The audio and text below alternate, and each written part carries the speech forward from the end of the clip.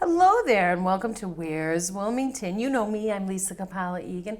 I have some really cool, nice people for you to meet today, like we always do, but this group is particularly special. We have with us today the Ipswich River Community Chorus. Not all 80 of them, we have three very special people. Let's meet them. Katherine Foley, next to me, you are the artistic director. I am. We're going to find out what that means. Okay. Fabulous. Behind Katherine is Julie Hall. She's the vice president and a soprano. Yes. Not the television sopranos. You're talking about the singing soprano. Yes, one of many. And very brave, next to my friend Julie, is James Stuart, who, fun fact, was part of WCTV as a young lad and now has been brave enough to come again. Thank you so much, James Stuart, for coming here. There's going to be some footage we're going to see a little bit later that James was kind enough to take and edit, so stay around for that so we can see that. You're a tenor. Yeah, I am. Wow. Did you start out as a tenor? Actually, I started out as I took a bass for my middle school a cappella group. But then I was told I was a tenor, so yeah. Cool, because I saw some footage of you when I was peeking around their awesome website. I recommend you check it out. And I saw some footage where you had a different, what do we call those, Katherine? Tenor? Voice parts. Ah, voice parts, okay. So I guess, would we say he graduated to tenor? I don't know if there's such a thing. No, I mean, boys' voices change. Yes. Everyone's voices change, but especially young people's voices change all the time. So it's possible he went from soprano to bass to tenor. Okay. And maybe we'll stay there for a while, but voices don't really mature until you're about in your mid-20s. So we'll see where he ends up. Good to know. So let's start off with some history. Katherine, can you tell me a little bit about what the Ipswich River Community Chorus does? You're a nonprofit, and how it got its start around 1981, which was long before you took the helm. But tell us a little bit about it. I can tell you definitely about what we do now. So we're a chorus about 80 people. We have 4 voice parts: sopranos, altos, tenors, and basses. All different ages, all different abilities, all different experiences. And we get together on Monday nights, and we put together 2 fabulous concerts every year. Cool. And I think Julie can probably speak more to the history. I was going to get to that in one second, but you know what else I want to tell you? They're here to tell us about a concert they have coming up, and it's very special. You might be saying to yourself, why is an Ipswich River Community Chorus on Where's Wilmington? That's because many of your members hail from Wilmington, and the concert we're talking about is going to be at Wilmington High School. I'll just tell you the details, and then we'll talk about the history. So that is going to be on, I want to say, May 18th at 4 o'clock at the Wilmington High School, right? And there's going to be plenty of former conductors, members. Yeah, so we're celebrating our 40th anniversary of the chorus, which is a really exciting milestone. We're having some former conductors come back. We have a woman in our chorus named Nancy Ferretti, and she sings alto, and she is the founding conductor. And so she'll be conducting a piece or two. So it'll be just a great way to honor the history of the group. Yes, and I imagine that's going to be a little emotional, too. I can imagine that will be emotional. Well, we can't wait to see it and hear all about it. But Julie, tell us about the history of why it's called the Ipswich River Community Chorus. This is fascinating. Well, originally we were called the North Reading Community Chorale, and that was the name of the group when I joined 17 years ago. But we found that it was a little bit restrictive because people would search Google for a chorus that they wanted to join, and they'd be like, oh, well, that one's just for North Reading. But we actually have members from 29 different communities that have joined the chorus at this point, and we also felt that the name chorale was a little bit confusing to people. It makes people think of horses instead of singing. So we changed our name to Ipswich River Community Chorus because the river runs through several of the communities that are represented by our membership or the towns adjacent to them. And we just wanted to make sure that everyone in the area knew that they were welcome. Genius. And you're vice president of the chorus group. Ooh, that was a mouthful. What are the responsibilities of the vice president? What kind of fun stuff do you get to do? Well, I get to participate in the board meetings every month. We plan all the minutia of the chorus, the details, handle the finances. I help write the grant proposals and manage the membership directory. I run our fundraising Pi event, which we'll sure talk Yeah, about with we'll you. definitely do that. I also run our scholarship program. Okay. So as a nonprofit organization, anybody can jump in, but I think you could probably speak the best to this. What have been some of your struggles since COVID, and now that COVID's been gone for a while? Are you still, as a nonprofit, struggling a little bit? Actually, we're in really good shape. I'm so glad. We are a 501c3 organization, but our membership has grown quite a lot in recent years.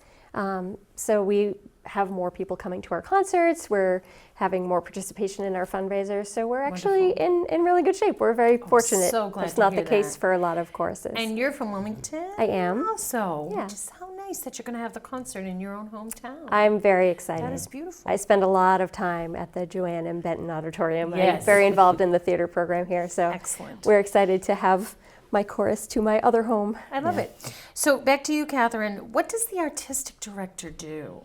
So the artistic director programs the concerts, so chooses all the repertoire for the concerts, Okay. directs the rehearsals, runs the rehearsals, and then conducts at the concerts. Okay. How do you choose the songs? I already know the answer because it's on here, but I thought it was really cool how you did it. So for this particular concert, we did it in a really different way. We took all of the pieces from the last 40 years that are in our library, and we gave people the chance to vote on their favorites. And then we took those favorites, we picked 2 or 3 from each previous conductor's tenure, and created a program out of that. Wow. So it's pretty diverse.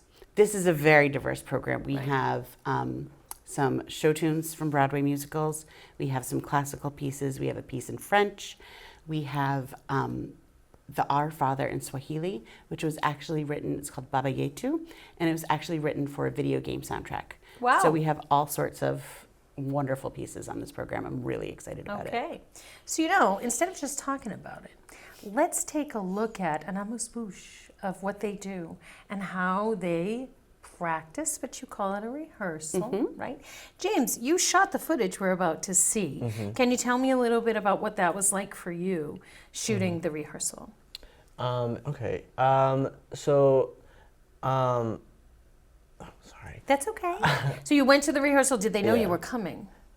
Yes, they did. And in the footage you're going to see, folks, I don't want to spoil it for you. Everybody looks pretty comfortable Yeah. with you being there. Yeah.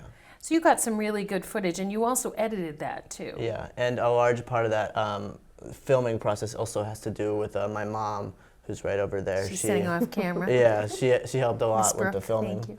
and I helped a lot with like the editing and stuff like that. All right, well, let's take a look at that footage and let's see what it's all about.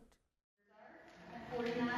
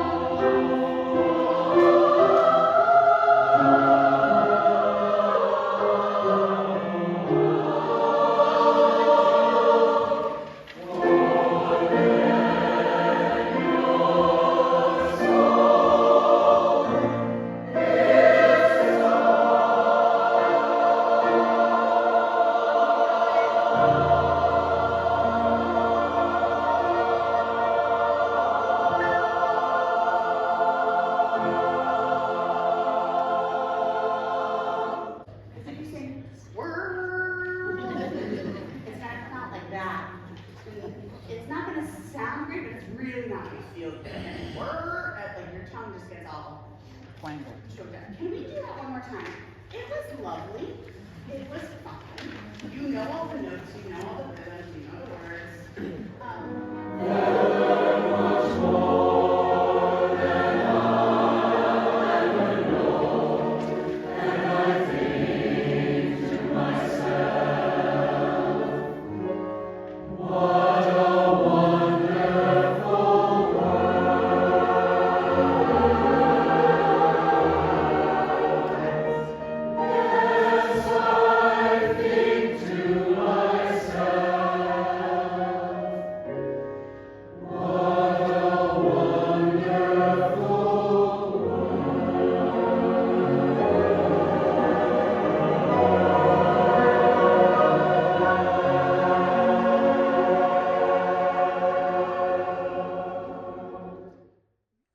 fabulous job filming that. Thank you.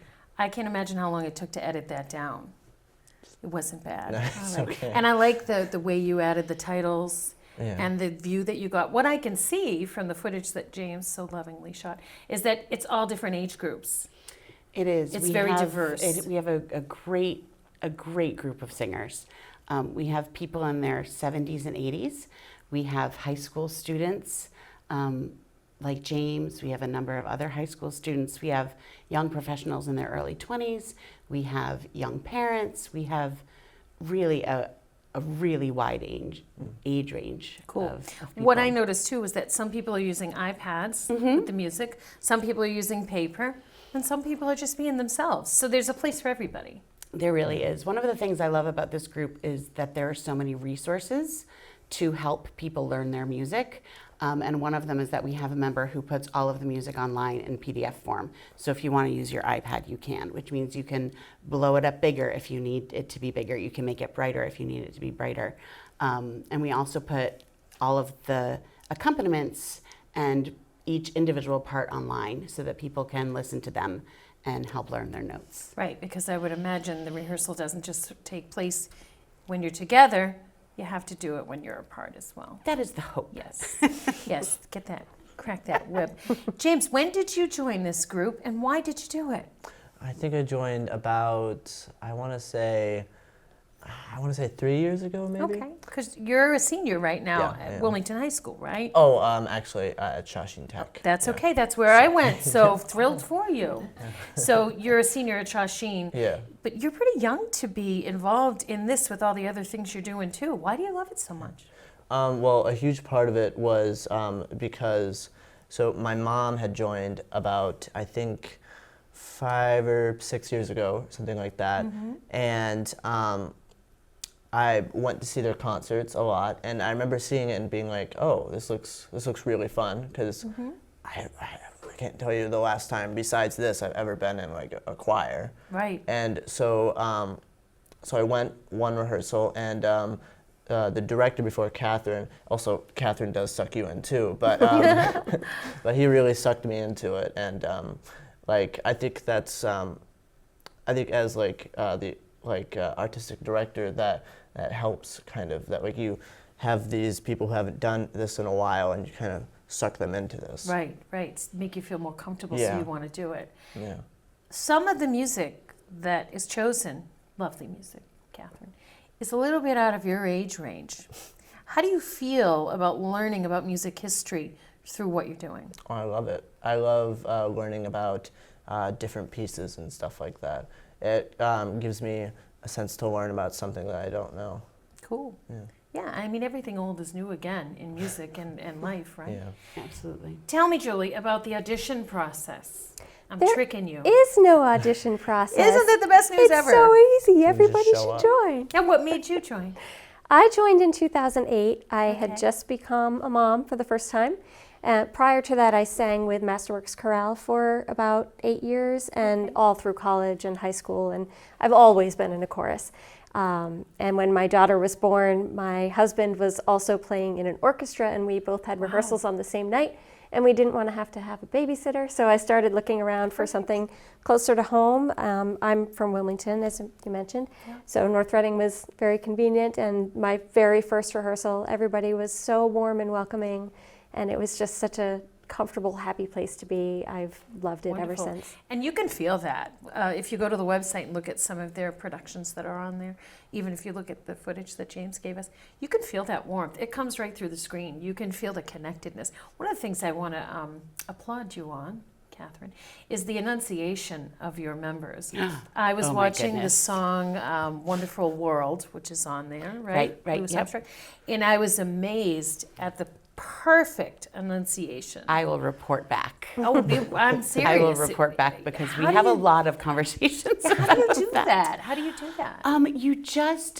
You have to be over the top with it. And Okay. if you're over the top with it while you're singing in a group of 80 people, Right. it sounds clear and crisp. And if you just sing it without being really conscious of it, it sounds sort of mushy. So you just have to really think about your consonants especially. Okay, especially this area. I have to do it when I'm on the air too, because if I'm around my family for too long, we're all Bostonians, and I drop all my letters, so. Right, and as native English speakers, we have very lazy mouths. We can say a lot of things without really moving our mouths very much at all. Right. So we really have to work on moving our faces. I think one rehearsal this year, I had everyone turn to somebody and to have a little bit of accountability Right. on making sure your face was moving. I think it feels different. It must do you sing also too? I do. You do? I do. So when you do that, it feels funny the first few times you do it, It right? does feel different. It's really, it's very similar to speech, but it's also very different. And so it's something that definitely takes getting used to. Okay. When you're being the maestro, the conductor, those movements that you make, what are those called? I think they say they're gestures. I was going to say gestures. Yes. Yeah, conducting gestures. How does your group know what some of it's pretty obvious, stop, right? But Stop. how do they know? Stop. How do they know what you're trying to tell them? That's one of the beautiful things about choral conducting, I think, in particular, is that you can sort of mold the sound with your gesture, right? And so if I want a big sound, I conduct like this. Okay. And that lets them know that their sound needs to get bigger. And it's almost sort of like I'm holding their sound. Cool. And then if I want it to be very, very small, I get smaller. And sometimes I get under the music stand because sometimes not everyone is watching me. Okay. And I have to get Fair smaller enough. and smaller. I get it. I think too, what's different about watching your group perform than an orchestra, I think of the orchestra people, they're looking at this and they're doing that, but they can look right at you while they're doing this. So is it easier? What do you think about that? That's that interesting. connection that you're making. I think there's a connection too in orchestral rehearsals and orchestral concerts as well. But I think the connection in choral music is really special. And I think the connection between them as choristers and between us as a conductor and a chorus is really special. And right now we're in the rehearsal process. The point in the rehearsal process we're in right now is that people are still fairly connected to their scores. But by the time May rolls around, people are really able to look up out of their music and we can really make that connection. Excellent. I also noticed you have the practice with people seated rather than in the standing positions that they would be. Do you think that makes a difference? I think it does make and how so? So because I'm thinking you can't get as much air when you're Yes. sitting there, So oftentimes I'll have people stand. but that's for rehearsal. You don't necessarily need that, right? It's great to be able to have great singing posture and breathe. Yes. So when we're sitting, I try to encourage people to make sure they're sitting up and forward. So it's Okay. almost like they're standing from their waist up. Right. But in folding chairs, it's sort of difficult. Right. I just thought that was interesting because when I saw the beautiful footage, I thought, oh, interesting, they're seated. And Yeah. I was picturing, the stands with the teams. Right. So when all we that have a stuff. concert, we all have risers, and most of us are standing. But again, we have people of various ages and various abilities. True. We have a lot of people who sit during the concert because they're maybe not able to stand for that long a stretch at a time, and that's also fine. Okay. And I want to ask you why you became a member, especially the artistic director of this particular group yourself. Why did you do that? Well, it's a fantastic opportunity. I've always wanted to lead a chorus of this size and this beauty. And I was asked to be the interim director last year while Johnny Nichols, who had directed the group before me, was on a leave. Okay. And then at the end of last year, I was asked to stay on as the artistic director. Well, congratulations. Thank you. I hope you had a big celebration for yourself. I did have a big Good. celebration. As well It's you very should. exciting. Yes. It's a wonderful job. Julie, let's talk about the nonprofit give back side. Let's talk about the scholarship program a little bit. Sure, yes. We have been offering scholarships to local graduating seniors for 20 years now. Wow. We've named our scholarship in honor of Nancy Ferretti, the member who Katherine mentioned earlier was our first founding director. She was very involved in the North Reading School Department and all of their music programs for years. So we now offer the scholarships to students in Wilmington, North Reading, Reading, Tewksbury, and Andover, as well as the children and grandchildren of any of our members. Is there a requirement for the recipient to be involved in any type of music, or is it more grade-based? How do you determine Who gets the money? Our preference goes to students who are going to pursue education related to music and performing Okay. arts. Wonderful. Yep. Let's talk about the pie thing, because I think Sure. that's just super cool. Yes. So we used to sell coffee cakes for many years, and maybe 7 years ago we switched over to working with Man's Orchard out of Methuen. They make the most amazing, delicious pies you've ever tasted, and they are given to us still warm out of the oven. Wow. Literally, there's steam on the boxes when we pick them up. So we collect orders from all of our members to purchase for their families and their neighbors and whatnot. And then we also, starting around COVID, started inviting members to also purchase pies for charity if they wished. And we have given nearly 1,000 pies now to Wow. local food pantries, including Wilmington, Reading, North Reading, Tewksbury, Peabody, Danvers, Hamilton, South Hamilton. Wow. So we bring them the Monday before Thanksgiving, deliver them to the pantries, and then they provide them, either they slice them up and serve them right there, or they give whole pies to their families in need. That is wonderful. And I also know that you're supported by the Wilmington Cultural Council and a bunch of other cultural councils too. Yes. But since we're in Wilmington, we'll just stay with Wilmington. So from there, what's next for you guys? I hope a lot of really fun things. I have sort of a 5-year vision for where the chorus is going. We're growing at an exciting rate.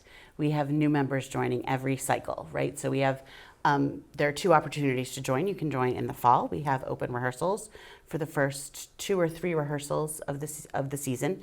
And then we again have, after our Christmas concert, we have a chance to join.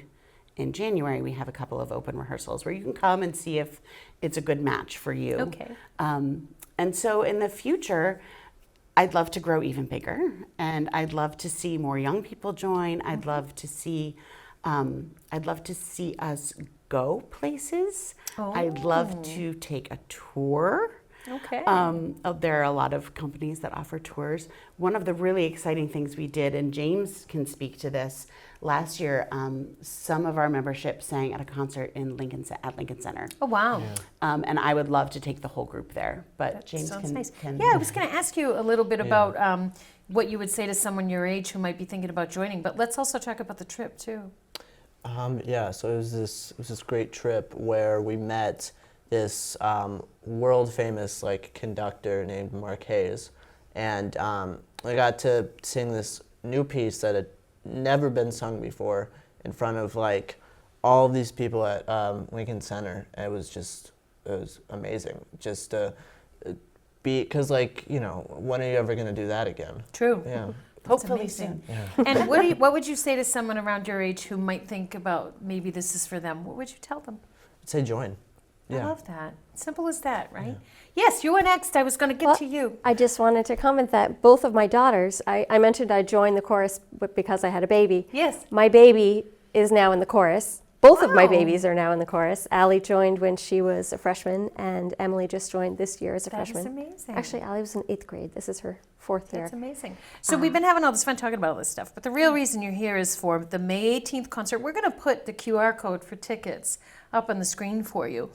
We are in March right now filming this, but we'll run this program until probably the day before the concert. Wonderful. So if you guys want tickets, which I hope you do, there'll be a QR code there and information, and we can go to the website. Julie, what's the website?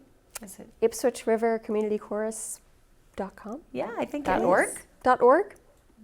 We'll double check that. We'll double check that. Or We'll .org. double check that. Brooke's going to double check that. I always just type it into while Google. we're talking some more. I'm sure you can find it. I'm sure folks can find it. And how do we purchase tickets, though, if we're not super tech savvy and we don't want the QR code? What should we do? There's Just a go to link the website? directly on our website, Beautiful. or you can speak with any of our members and we can hook you up. Okay, wonderful. And I'm sure it'll be on the screen. I bet you it's org, and I should have that in front of me. But if you find, you look up Ipswich River Community Chorus, how many really can there be? Only Okay, one. that's so true. It's org. Thank you, Brooke, so much. We also want to give a shout out to Susan, who helped to get this together for us, and John also. And they know who they are. They're in the control room watching all this go on. They were very instrumental in getting this program going. So we want to say that to them. We're almost done. You've survived. Anything final you'd like to say, Katherine? No, just please come to the concert. It's going to be a really, really wonderful time. Good. Lots of great music, lots of great stories, pictures from the last 40 years. It'll just be a really wonderful celebration. So I really hope you Cool. can come. How many of the pieces are you conducting? Several. Okay. I am conducting several pieces, and the pieces that I'm not conducting, I'm going to sing, which How is really, really exciting. So we'll get to see you do your gestures. Yes, I and love also that. then when it's somebody else's turn to conduct, I'll just pop into the chorus and sing along, which I'm really excited Hard about. to switch hats? No, Good. I'm glad No, to I hear love it. that. I don't know if I could keep my hands held if I was the I'll have a folder, Oh, so all right. it'll help. good idea.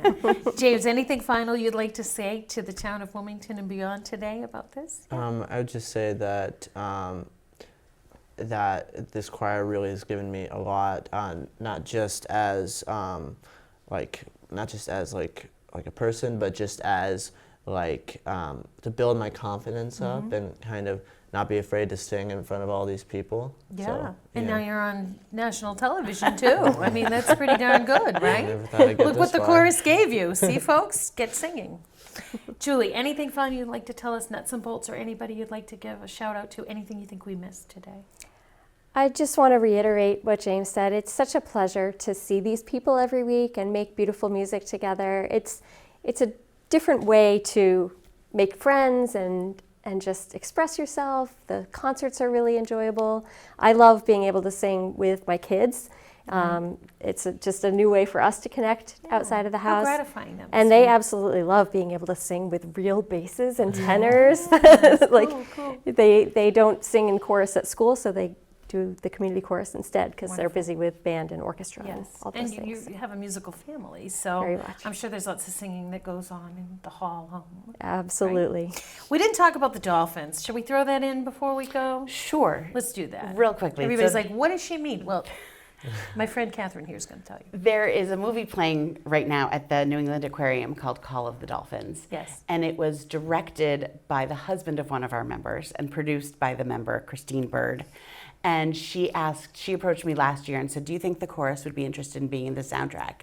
And I said, yes, I think we would. Right. So in November, about 20 or 25 of us got together and recorded this beautiful soundtrack that the composer Bruce Zimmerman had composed just for us. Wow. And now if you want to hear us sing it, you can go to the New England Aquarium and see the movie Call of the Dolphins on their big screen. Beautiful. And if you can't get there fast enough, you want to check them out on Sunday, May 18th at 4 o'clock at the Wilmington High School Auditorium, Joanne Benton's honorary auditorium. If you have a chance to see it, I know they would love to see you there, right? Well, I think that's it for today, you guys, but you'll be back again to see me. I would Probably love in to. another year, come by and visit. Maybe they'll even do a podcast. Who knows? I just want to thank you today for watching this episode of Where's Wilmington. And just remember, the next time someone asks you where's Wilmington, you tell them right here and right here on WCTV. We'll see you next time.